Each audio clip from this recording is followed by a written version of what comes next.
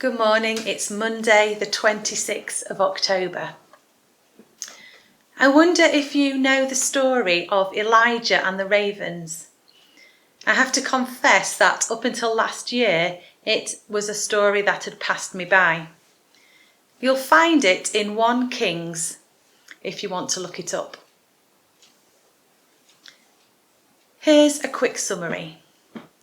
Ahab, king of the northern kingdom, ignores Elijah's warnings from God and worships Baal instead. So God brings about a drought, and without water there's no harvest and no food. But God provides for Elijah. He sends Elijah to a little brook for water and for shelter, and each morning and night ravens bring food for Elijah to eat. When the brook eventually dries up, Elijah meets a widow making bread. She only has a little flour and oil left to feed herself and her son.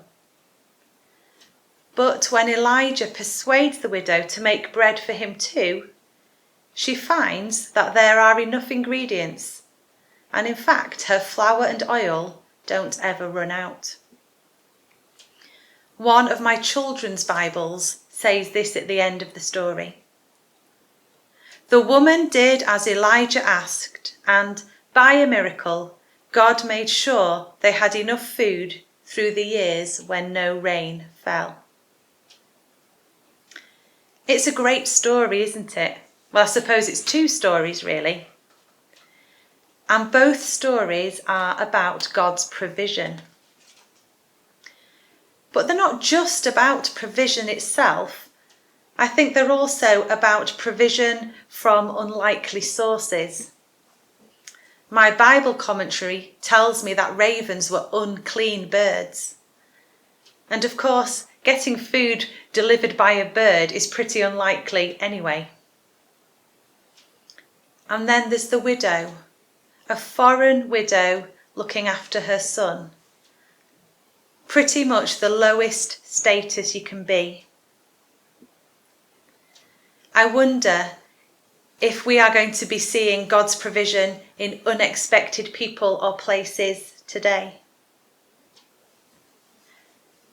But it's not just stories about provision or about provision from unlikely sources.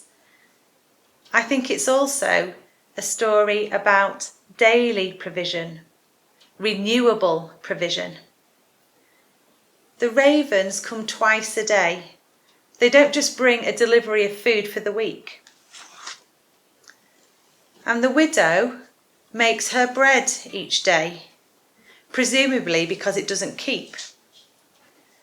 And each time she finds there's just enough to make the next batch.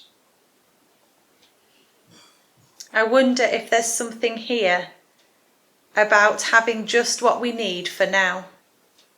About taking one day at a time, about trusting daily in God. I think these stories have comfort and challenge in them. The comfort is that God provides. God provides for our needs, and He knows our needs. I guess we all have the same basic needs. But at the moment, in light of the pandemic, I think there's other needs that perhaps have come to the forefront. The need for help with shopping. The need for conversation to combat isolation. The need for spiritual encouragement when perhaps we have lots of questions and doubts. And I'm sure you can think of many more. But there's also challenge, like I said. How can God work through us to provide for someone else's need?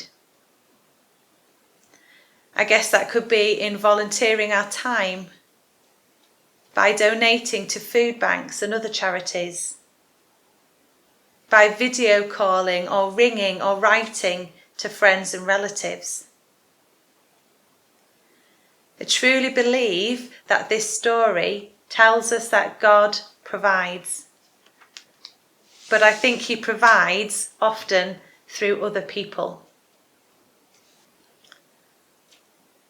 Let's end with a prayer.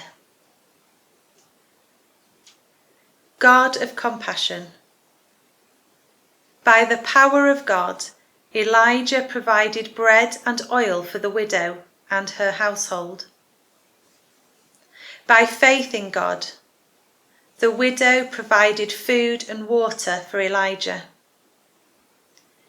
Give us hearts to love one another, so that in providing and in receiving, we too might experience the unimaginable power of God through the one who has provided life itself, your Son, Jesus Christ.